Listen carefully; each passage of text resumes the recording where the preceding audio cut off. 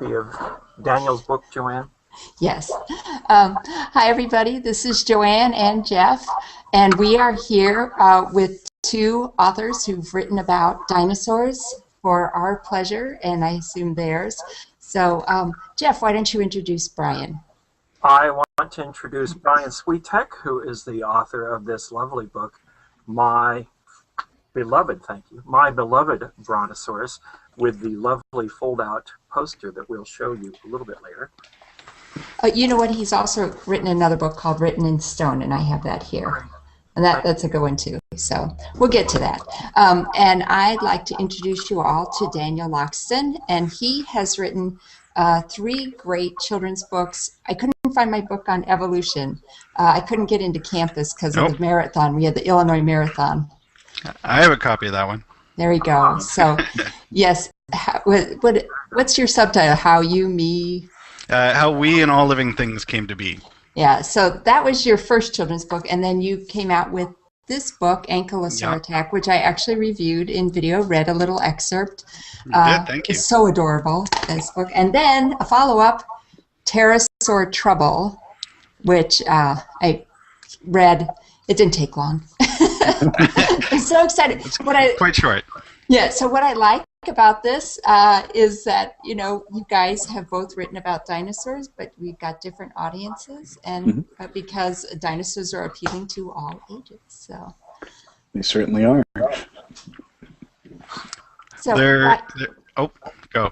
I was going to say, Brian, you're out right now doing a book tour because your book just came out, and you are currently where?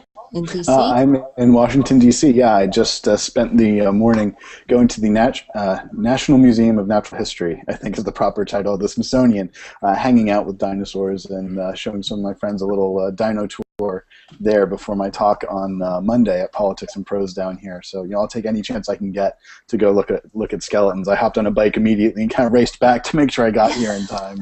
Had to get it all together. Like if there's a dinosaur nearby, I absolutely have to see it. So yes, that's where I am right now. I appreciate you doing that for us. That's so great. So do you school the museum keepers, the curators about dinosaurs if you get the chance?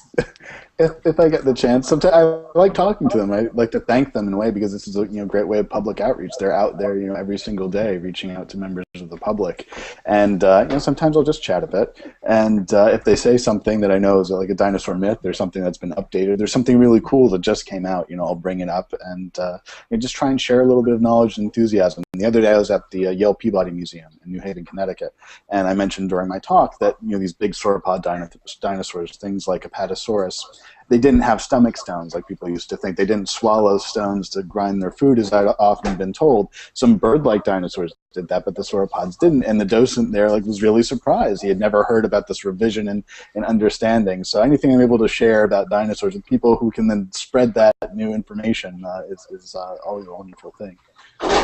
This is an entree to two of the questions that I have that are at the front of my mind. I think for everyone, but. Why don't we start with the theme for Brian's book, My Beloved Brontosaurus, is all about Brontosaurus as a symbol of things that are no more, just like Pluto, but also as a theme for all of the things that we've learned about dinosaurs in the last 30 years. And if there's anything we don't think of as a living science, it has to be paleontology.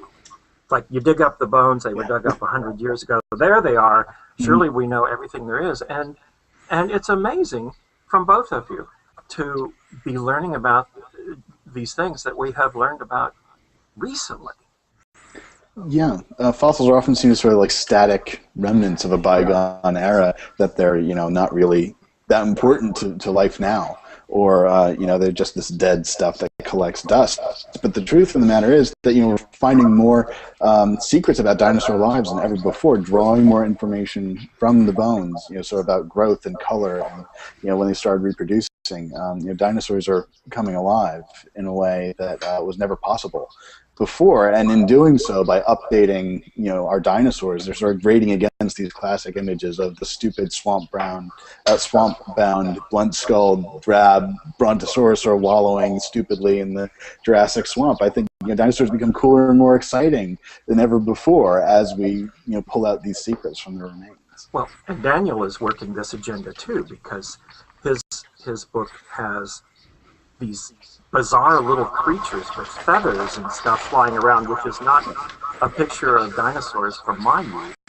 So, no, nor for mine. But these things are just changing so rapidly, and it's not just paleontology. When I was in junior high, humankind didn't know that there were any other planets. I mean, we thought there might be.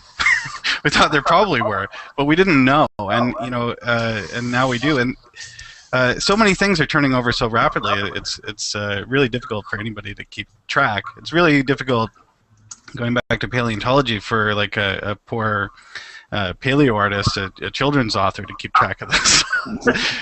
It's a little bit overwhelming.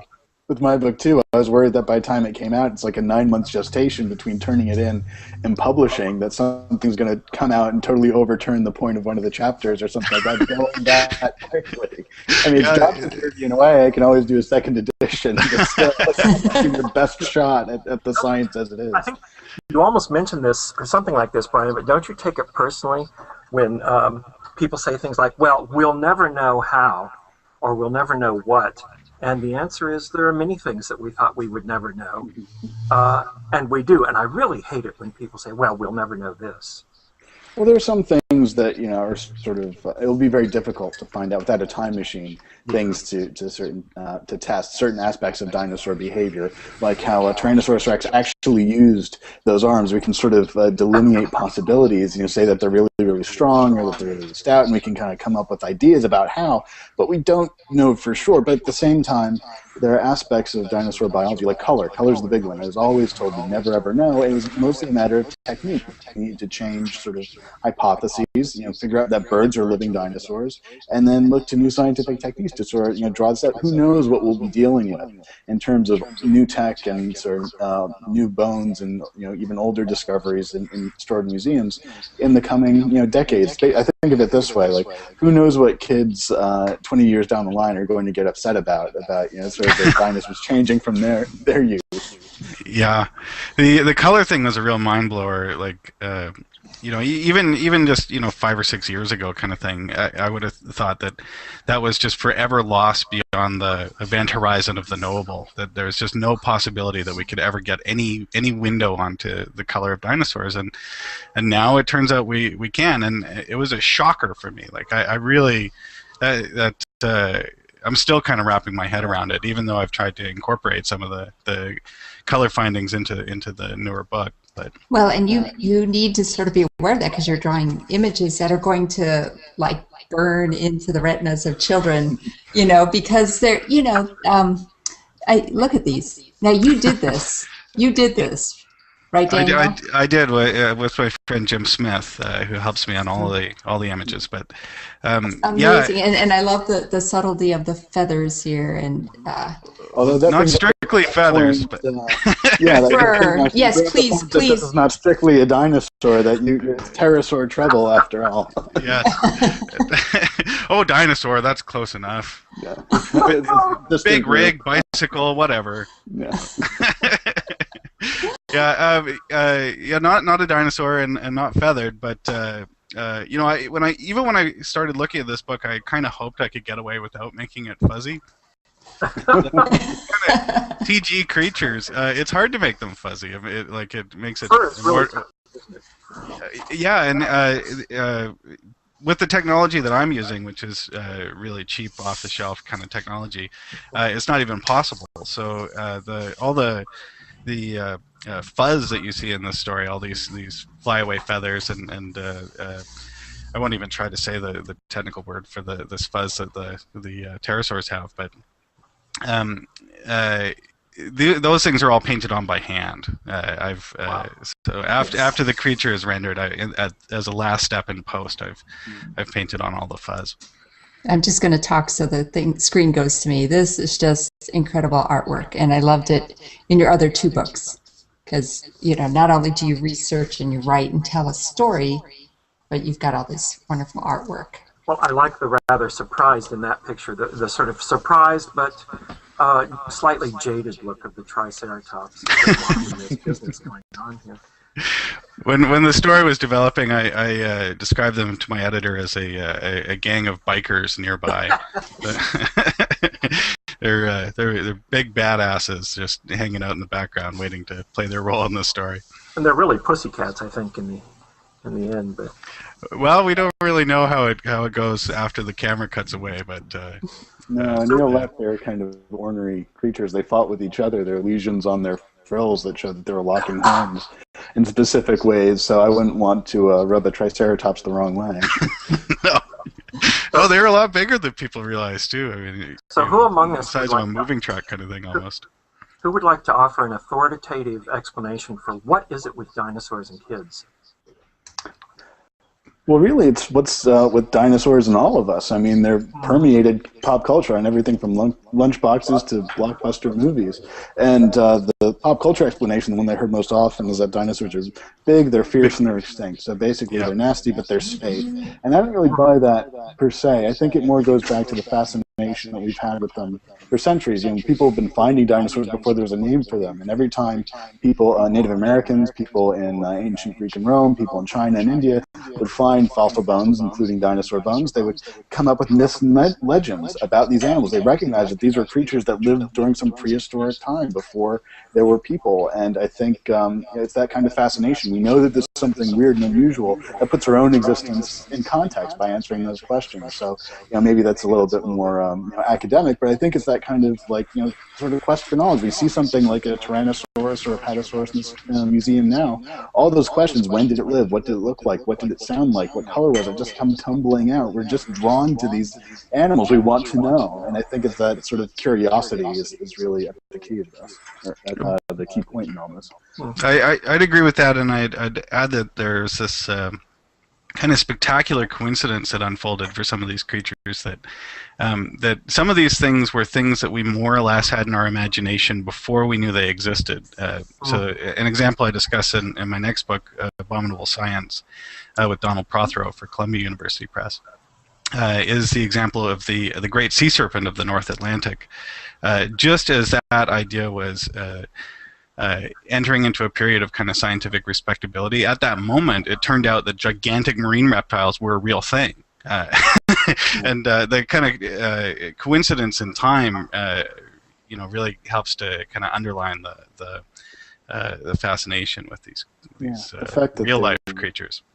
The fact that they were real. There's a B movie that's one of my favorites called Alligator that was on TV constantly when I was a kid, and I probably shouldn't have been allowed to watch it. It was R-rated. Lots of people got chomped in rather gory ways, but it featured a 40-foot alligator underneath the streets of Chicago, and to find out that something like that, a 40-foot long alligator called Dinosuchus, used to live during the age of the dinosaurs and chomp dinosaurs, it just made it so much more nightmarish. It's like, wait, this thing was real? Like, this is not like just fantasy. Like, this thing existed. Like, tell me there are no more hanging around Florida, you know, at this moment. But yeah, it sort of brings it home, and it's where science and imagination meet. That's where dinosaurs live. So you think dinosaurs haunt all our dreams, is what you're saying?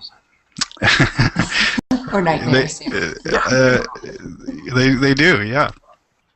Well, except maybe for Brontosaurus, who's like, should be haunting, but really seems very friendly, as we can tell from this picture of Brian on the cover feeding flowers to him. That's a beautiful piece. I love that piece. Yes, the artist is... I'm going to let Jeff pull out the poster. There's a pull-out poster. Yep, this is the... on the book that one buys, the book jacket is a poster that one could unfold. Oh, neat. And it's two-sided, with a sort of metaphor going on. It is kind of before and after thing. Oh, what a nice touch. Before you got here, Daniel, we were talking about whether these flowers would have evolved at the same time and been available to feed. It's one of the reasons I set my these two first kids books in the late Cretaceous, because a lot of those questions are settled by that time. So Right. a lot more of our extant vegetation was available then. Yeah, I'm afraid that the bouquet of flowers that I brought would preceded Apatosaurus by a number of millions of years. Angiosperms were a little bit later. So, I mean, but I'm an anachronism in that photo as well. So, if I'm traveling through time back 150 million years, I think you can make a little conceit for the flowers. I hope that's not where the suspension of disbelief happens. No, You can stop at the florist on your way to the time machine. Absolutely. Well, if I'm going to visit the late Jurassic, I have to bring them something. I think it would be a much worse error if you were feeding him T-bone steaks or something. Oh, yes. Although it's interesting, we often think of dinosaurs as herbivores or carnivores, but as Mark Whitten, who's another artist, and Darren Naish, a paleontologist who writes Tetrapod Zoology, have argued, I mean, cows and deer and stuff eat little birds and small animals today, especially if they're calcium crazed. So, especially some of these herbivorous dinosaurs like Triceratops, they had this scissor beak that probably could have busted through some flesh and bone if it had to fuel some of its growth. So it's scary to think of carnivorous Triceratops, but it might have happened from time to time. Yeah, that is extremely scary. I have kids, and I often talk to my son about nature today, and he always wants to put things in this kind of dichotomy of herbivore or carnivore, and very few animals alive today fall really neatly onto one of those. It's more about placing them somewhere on a gradient, and complexity. That's really the revolution that's ongoing with the dinosaurs, is just more and more and more complexity. Speaking of kids, Daniel, before Joanne thinks of something interesting to say, I wanted to ask, how many people have tried to convince you that these creatures and this scenario that is in this book of these little things attacking is just totally inappropriate for kids? And in addition to that, how many of them try to convince you that kids never want to deal with the names of these things? I don't believe that. I believe kids love the goofiest sounding names, and I think you go along with that. But I could imagine a lot of people going, "Oh, they would never try to pronounce." I'm still trying to pronounce this species name. Yeah, the kids love the weird names. It's parents who complain because they have to read these. But if they have any trouble, just ask your local 10-year-olds, and I'm sure that you can get a quick vocab lesson. They'll know. So you've got 2 books in this series.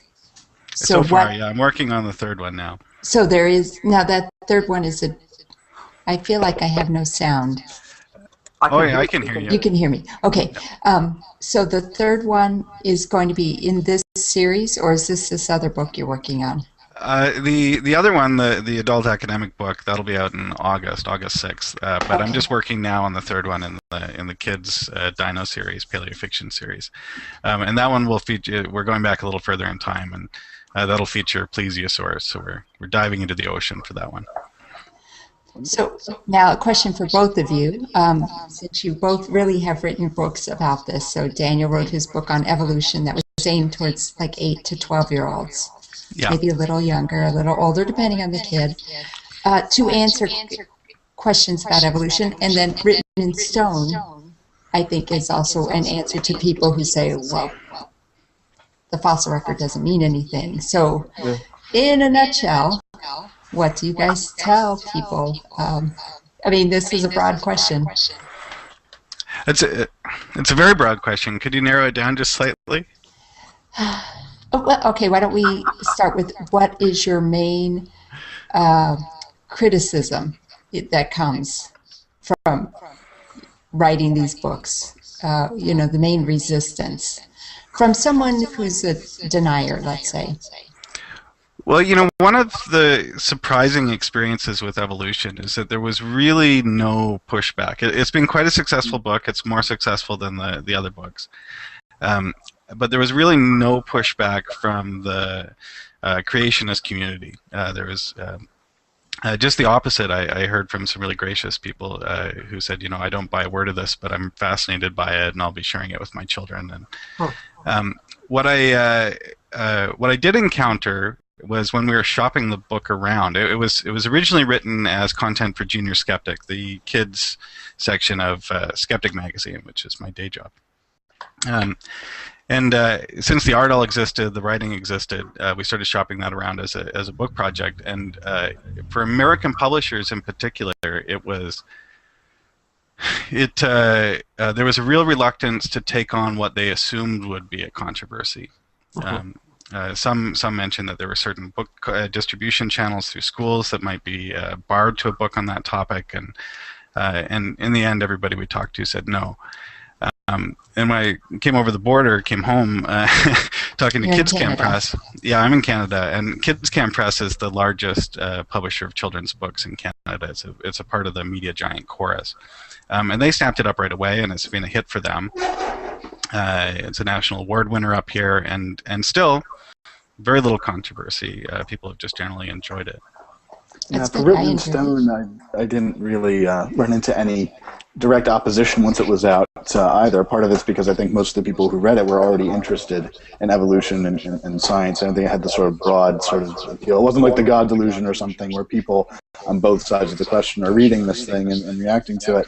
But I tried to write it with sort of creationist arguments in mind. I wanted to sort of counteract what I saw as sort of common misconceptions, one of which I think paleontologists actually sort of proliferate. We're often, as my friend and paleobiologist Sarah Werning has said, apologizing for the fossil record and saying it's so incomplete, we're never going to know this, we're never going to go that. So like it's not that surprising that creationists and people who are anti-science sort of bring up this sort of topic. It's like, well, if you've got so many gaps, how do you really know? I mean, yes, there are sections of time we don't know a lot about. Most dinosaurs, if we're just going to talk about that, remain undiscovered, much less everything else. But go to a forest now. It's not a complete record of everything that's ever lived there. It's like a sampling as well. You won't find a totally complete record. The same thing is true in the fossil record. But if we know the questions to ask, and we know how to pull more information from the bones that we do have, we can fill out sort of ecology and evolution and these interactions and major changes in a way that we never thought possible before. And this is important for the future as well. I mean, the fossil record is the one record that we've got of how organisms react to climate change, how they react to invasive species over millions and millions of years. So maybe by looking back in the fossil record, pulling at these questions, we can get some expectations about what the future is going to look like. And that's the message that I'm trying to bring out and sort of counteract the sort of, the fossil record is scrappy. Well, of course it is, but it's wonderful that we know as much as we do, given, the incompleteness of the record as a whole. Mm-hmm. Okay. I want to take Brian a little bit to task for something he said in the introduction to Beloved Brontosaurus, in which in a nice story, you're talking about your preschool dino night, was it? Mm-hmm. In which you had an activity in which you had little dinosaur things that were buried in the sand, and you could go on and hunt for them and things. Yeah. And you said you thought it was done without any science subtext. Mm-hmm. That's right. And it may have been done that way, but you said it in a way that made it sound like you thought it had no lasting influence. But here you are writing a book about paleontology, and you're giving me the impression that it had a very profound influence on you. You still remember that? I still remember that night, but it was the part of the event was that I had to dress up as Stegosaurus and fight another kid who was supposed to be Allosaurus and was in the identical green jumpsuit with floppy plates on the back. And I knew that this wasn't accurate, and I was supposed to fall victim to this Allosaurus. But to me, Stegosaurus is the superior dinosaur. It had all the plates and spikes and stuff. So I stood up and I tried to make my case to the parents and teachers that Stegosaurus would really win. So the other kid was just flabbergasted standing nearby because I had gone off the rails. But I still I stand by that statement. I remember it, but that's not where my love of dinosaurs came from. I mean, it was seeing them in books, a lot of children's books, in movies. Finally going to the American Museum of Natural History and seeing their actual bones. That's what really hooked me in. It was sort of, Dinosaur Night when I went to preschool was a celebration of dinosaurs. You got a box of dinosaur cereal and dressed up, and kind of looked for little toys in the sandbox. But I didn't learn anything from that. It was just, dinosaurs are popular, so let's do this for the kids. And I felt it was sort of a lost opportunity to maybe do a little something better. Not like dinosaurs always have to be very serious and scientific, but it's sort of like when NASA put dinosaur bones, on 2 separate occasions, sent them into space. Why? I mean, it's honoring them, I guess. Who people are lining up ahead of time to go to Mars and everything else. But there's not really a point other than say dinosaurs are awesome. I'm fully behind that message, but I think there should be a little bit more to it than that. I once had behind all of this is my idea about how to make science seem a normal part of life to kids. And I had a conversation a long time ago with a colleague about things to do with young children. So I'm thinking about Daniel's book and the fact that you tell a story, an interesting story, you use appropriate names for all of these species. And 20 years ago when I read, the thrust of science books would have been much more didactic, to explain endlessly. And I think people recently have been telling more stories, and this fits with my idea of, with young children, showing them these names, letting them try to figure out how to pronounce them, letting them be fun without worrying whether they understand what everything means. Save that for later. It seems like a very good idea to me. That's a compliment from Daniel. Wrote this the way I think it is very valuable for the young reader. Well, I definitely, I write these things with my kids in mind, and I write Junior Skeptic with myself in grade 7 in mind. Mm-hmm. So it's, we're able to workshop some of the stuff here at my house. And, I'm glad Jeff brought that up, because that is exactly what I was going to ask. Like, how do you aim it towards the kids, but keep it appropriate and accurate? And well, I've written for every age group now. Adult academics right through to 4-year-olds. Junior Skeptic is aimed at about 12 or 13. Evolution was aimed at like 8 to 12, and now these storybooks are aimed for maybe like age 4 to 8. And every time you go down a step, it gets harder for sure. The very easiest audience to write for are definitely academically inclined adults. The further you go down that chain, the more, the fewer or the less common knowledge you have to rely upon, and yet the less exposition you can afford. So it makes it a real challenge to find the right line. For these storybooks, I really benefit a lot from the experience of Val Wyatt, my editor at KidsCan. She's a veteran of like 100 children's books, so she really helps me. Particularly on the first one, I was aiming much too old, really. So she was able to send it back and ask me to have another crack at it. When you have so few words at your disposal, less than 1,000 in those books. Yeah, I mean, you have to be so careful, and it's a lovely balance of telling a story and working in science, precise and correct science as a natural part of the whole storytelling. When you've got so few words, every single word is wrestled over and debated and distilled and reconsidered, and it's a really lengthy process doing these books, and considerably harder than writing for adults, in my opinion.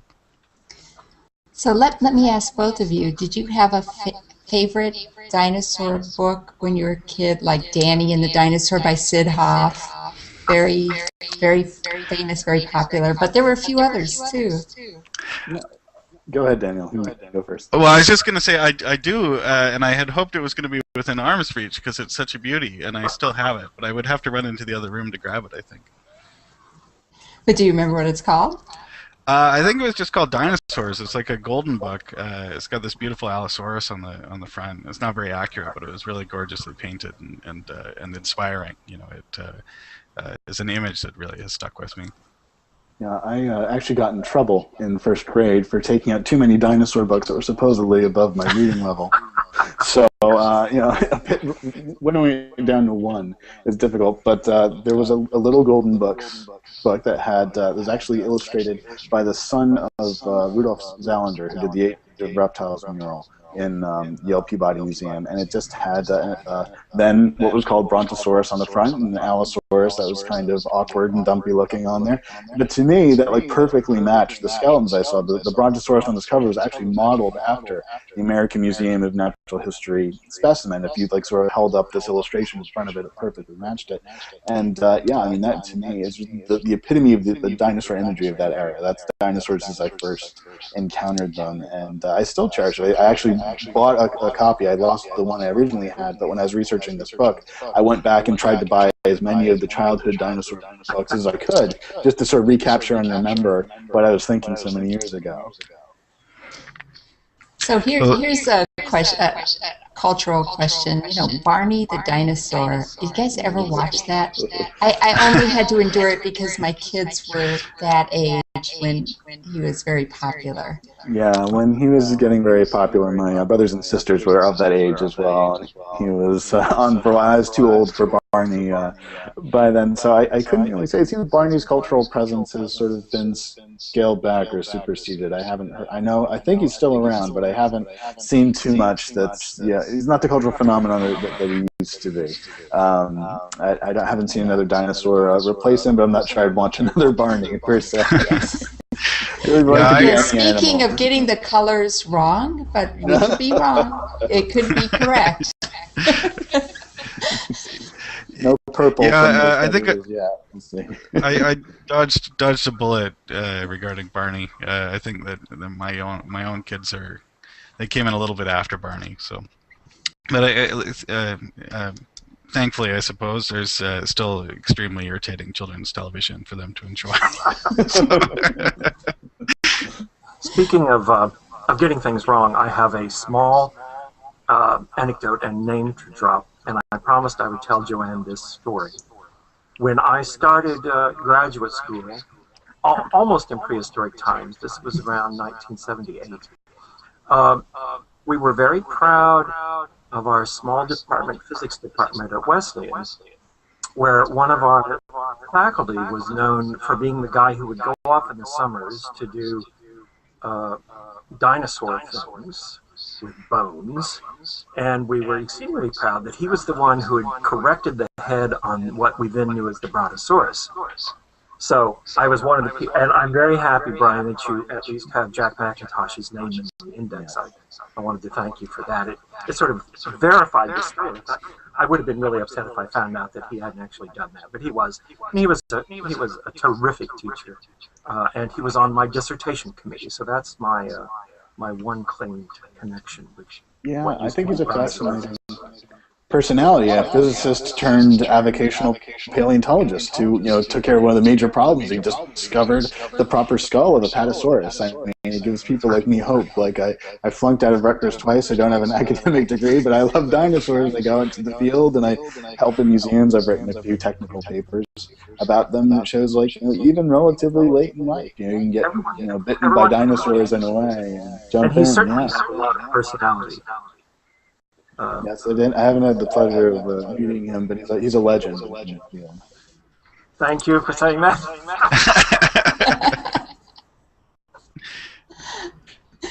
So this is interesting. So I asked about what books you read as a kid. So what do you read now? That it could be anything, whether it's something that inspires you in your writing or inspires you about dinosaurs. So we're open to whatever you're reading now or recently. Well, I switch hats quite often. The bulk of my work is this skeptical work, this critical examination of allegedly paranormal claims, and so most of the kind of hours I spend reading are spent on research to do with that sort of work. So I'm reading a lot of monster books, a lot of paranormal proponent books. But when I switch back to the dinosaurs, there are some extremely inspiring books out right now, of which this one is my current favorite, All Yesterdays. It's a good Yeah, this has ignited this kind of meta conversation in paleo art that is. The authors take paleoartists to task for the century-old tradition of the roaring, hyperkinetic dinosaurs engaged in a titanic struggle for survival, which is the kind of thing that real animals do very little of in real life. They spend a lot of time farting and napping and browsing about and going to sleep and so there's this. Really interesting conversation going on about how to kind of unpack some of the sort of comic booky aspects of paleo art and its traditions and practices. And the best part about that is that they do all this sort of speculative sort of work on what dinosaurs and other prehistoric animals will look like, sort of using inspiration from behavior of modern animals outside of just hunting and killing and that sort of thing to imagine alternate behaviors. But they reverse that as well, and they look at modern animals and say, okay, well, if we just found like the skeleton of a cat or like sort of the leg of a manatee, well, not the leg, they don't have legs anymore, but sort of the remnants of the leg of a manatee or something, how would we restore that animal? So according to the classic rules in paleontology, just putting the skin very close to the bones, and like a cat would look absolutely demonic. A baboon would seem to be this. Here's a demonic cat here. As restored as sometimes we restore dinosaurs. So I think that was the most powerful part, was sort of flipping this kind of traditional imagery on its head. And I quite enjoyed the book as well. In terms of what else I read, I read a lot of nonfiction. A book I feel very badly that I forget the author's name. It's called The Book of Barely Imagined Beings, which is sort of a 21st century bestiary. It's called sort of musings on on bizarre animals, things like that, things that I sort of sample widely for new ideas or inspiration or things that I haven't heard of in nonfiction. But when it comes to dinosaurs, I just go right to the literature. I mean, there are good dinosaur books. There are some very good dinosaur encyclopedias. Thomas Holtz has written one. Gregory Paul's written one. Really updating the imagery of these animals. But when I really want to know what's going on, that's the only place to go, is to really dive into the literature and see what's coming out on a daily basis. I do, to some extent, have to go to these more kind of serious texts and current papers as well. But I'm at a real disadvantage. I have an academic degree, but it's in fine art. I'm an artist, and so although I have some kind of general knowledge about these creatures because I'm an enthusiast for them, I definitely have to get expert help when I'm working on these things. So for book 2 and 3, the science consultant is Darren Naish, and he's really helped to steer me in the right direction for these things.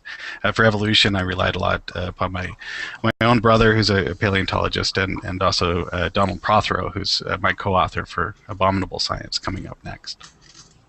Well, not to say that it's a better thing necessarily, but when we talked to Mary Roach, she gave us the idea that a valuable way for the non-specialist to leverage that is that she likes to work, do her research until she's starting to get a coherent picture of something, and she feels that she's still enthusiastic about discovering the topic, and she tries to write when she still has that enthusiasm before it becomes too familiar to her. And I think that's what comes through, and a lot of people really engage with her enthusiasm. And I think the love for dinosaurs shows up in these things, and the fact that you may be not paleontologists, so maybe someday you'll make a brilliant paleontological discovery, might be a valuable thing. Well, I try to do something similar. I try to be as prepared as possible before I, ask these sorts of questions. Mm-hmm. I don't want to be the guy who's just kind of standing there with my hand out waiting for other people to give their knowledge away, but I try to ask questions that I'm almost certain I know the answer to by the time I ask them. And once you start with that level of basic research, then people get excited that you're excited and they want to share the deeper knowledge, the more the cutting edge stuff, and of course that's really valuable to be able to source for these books. Yeah, I had to write My Beloved Brontosaurus from the sort of opposite perspective, because it would have been great if I was like coming back to dinosaurs for the first time in 20 or more years, but that wasn't actually the case. It's like I'm not a professional paleontologist, but I have a level of expertise that I think is pretty decent for these animals. So it was a matter of trying to just cull my memory and my interest for the most sort of evocative parts, the stuff that made me really excited, the parts that really grated against my previous expectations. So trying to remember my 5-year-old or 10-year-old self and the dinosaurs that he knew, and comparing that to what we know now, and sort of working backwards from that, because I didn't have that same sort of pathway open where I could act like, okay, well, I'm discovering this for the first time, or following this sort of trail and assembling this narrative where I'm discovering it with the reader. I tried to involve that in it with the road trip aspect, like going to see some things I hadn't done before, or use field experience to bring out some of these ideas. But it was more going the opposite way in terms of, okay, of everything that we know and everything that's changed, what do I actually include that actually builds a story that won't just be sort of like an encyclopedia, because there are already plenty of dinosaur encyclopedias out there. Which is very reasonable, and more into, as we mentioned earlier, the narrative style. You structured the whole thing as this personal memoir almost, but still organized it into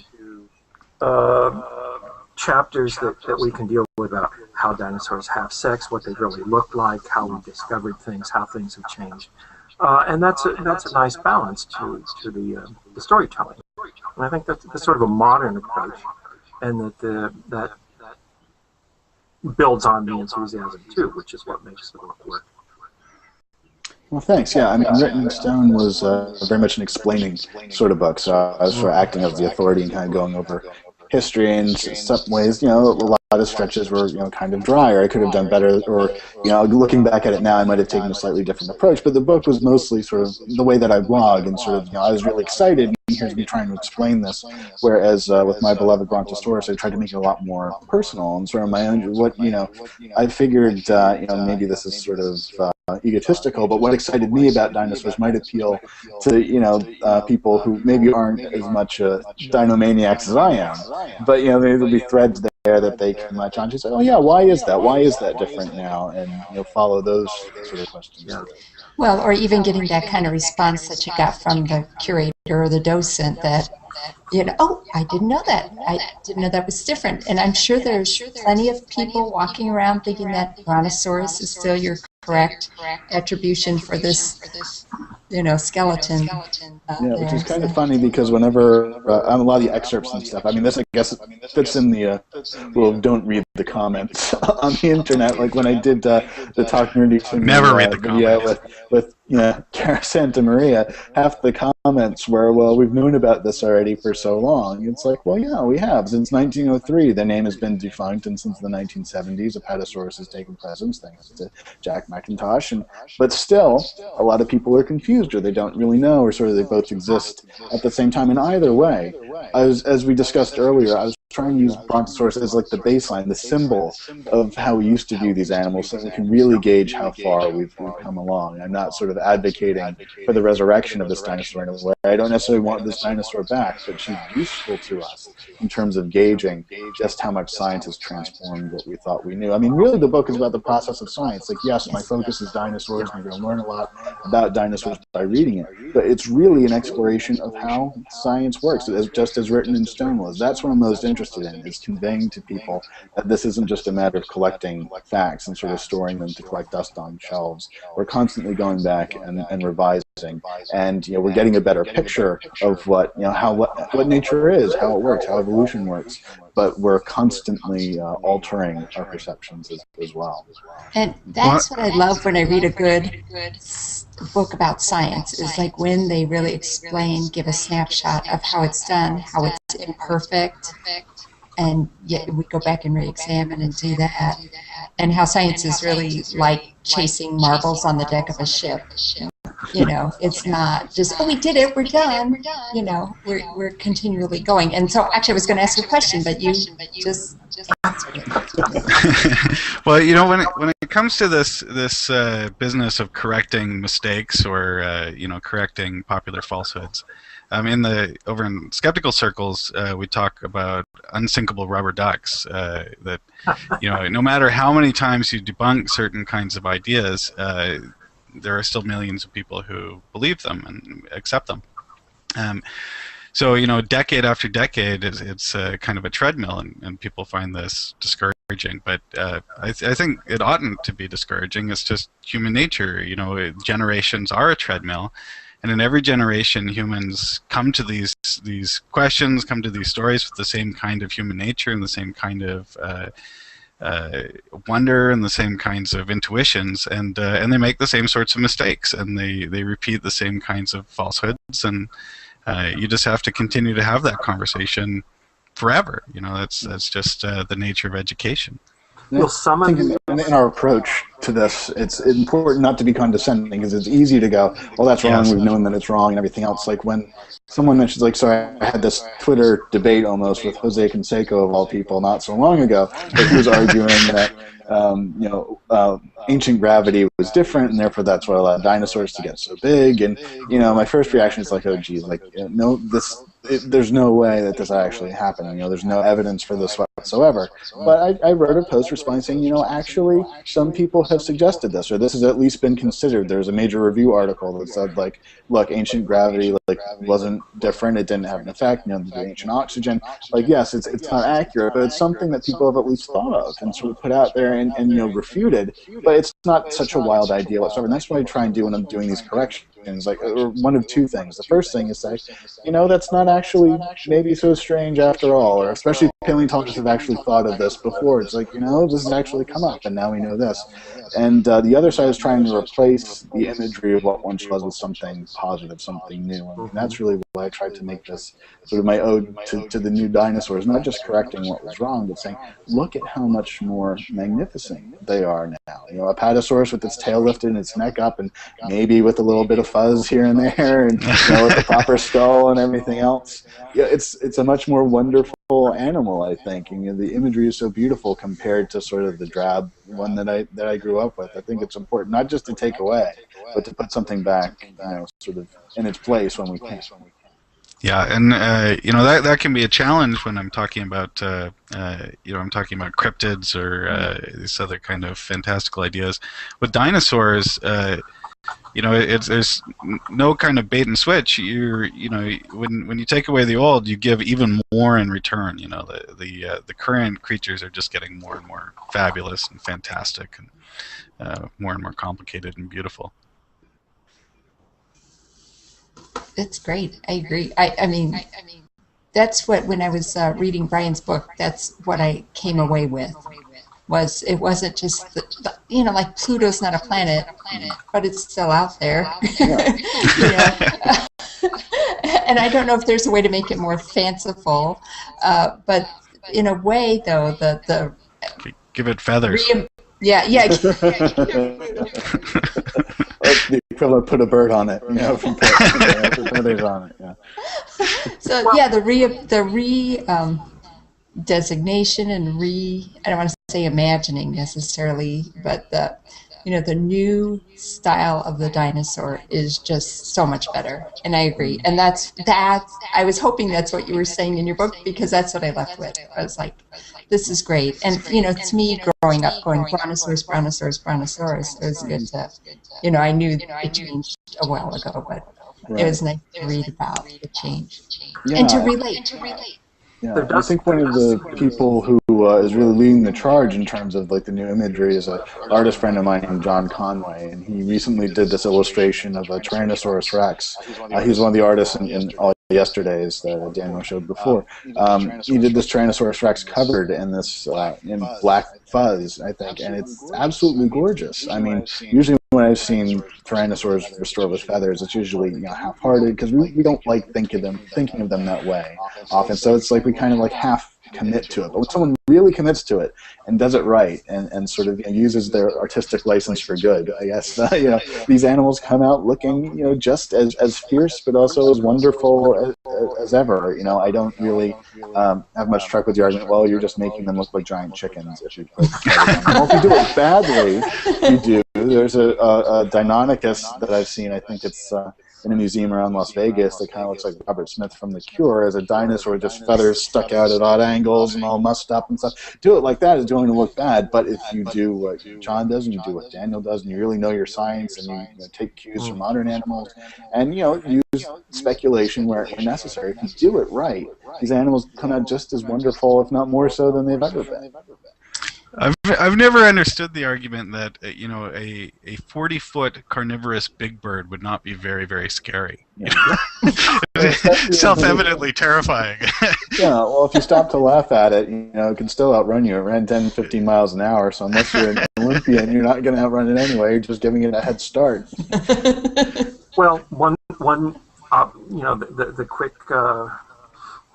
judgment that I think is dear to me and to Joanne about these science books that we like to read about for people is how important it is not to mislead the reader, even if especially when the reader is a non-specialist. And she and I agree with my friend Inner Sheldon, who say there's no reason it can't be right, and you can make a great story and still make it right. And I particularly got that from reading Pterosaur Trouble. I mean, you've got this 1,000 words, and I'm reading, and I'm looking at the pictures, and I'm reading it all with my critical adult thing, saying, look at what's going on behind these words. That this is dramatizing things. Everything was right, and we're getting this a little bit more overtly from Brian's book. So that's my compliment.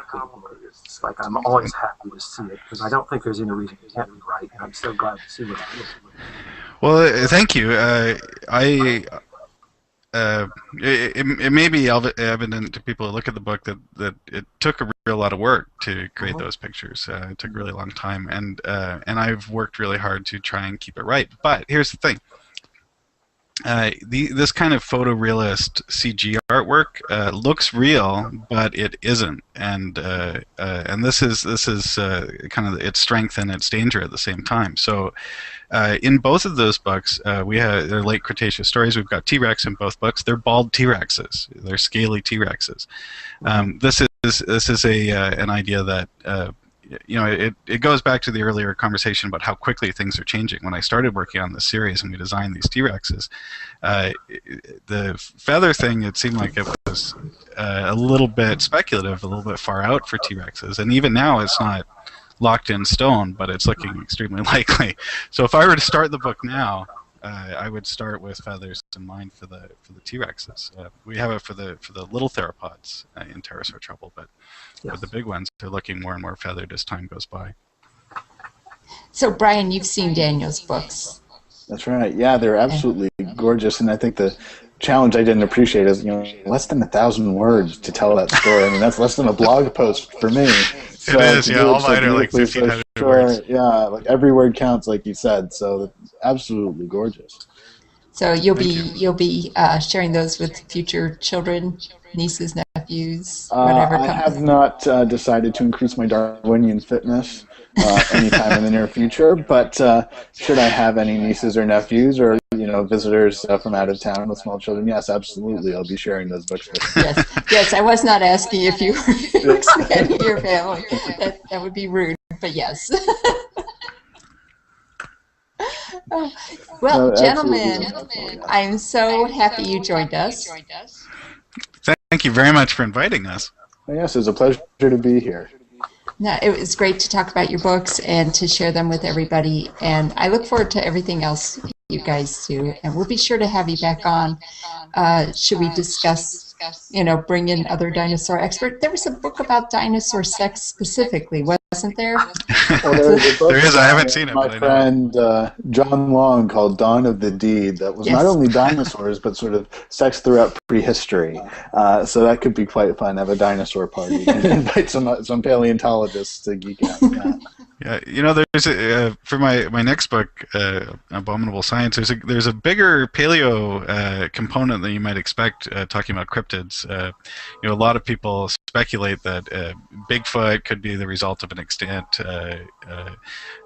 human relative. That it's been speculated for over a century that sea serpents could actually be surviving remnant populations of plesiosaurs and things like that. So. So it was nice to team up with Donald Prothero for that book. As a paleontologist who was able to bring a little bit of paleontological rigor to these woolly-headed creature stories. Anyway, thank you very much for having us on. Thank you. Keep up the great Read Science Google Hangouts. It's been a lot of fun. This is wonderful. I can't wait. I'm excited to do this. Thanks very much. Good night, everyone. Thank you. Thanks, Brian. Thanks, Daniel. Bye. Bye, everybody. All right. Well, thank you, everybody, for joining us. We don't have another one lined up just yet, but as soon as we do, you'll all know about it. And you'll be able to catch this on YouTube. All right, Jeff, we'll talk to you later. See you later. All right.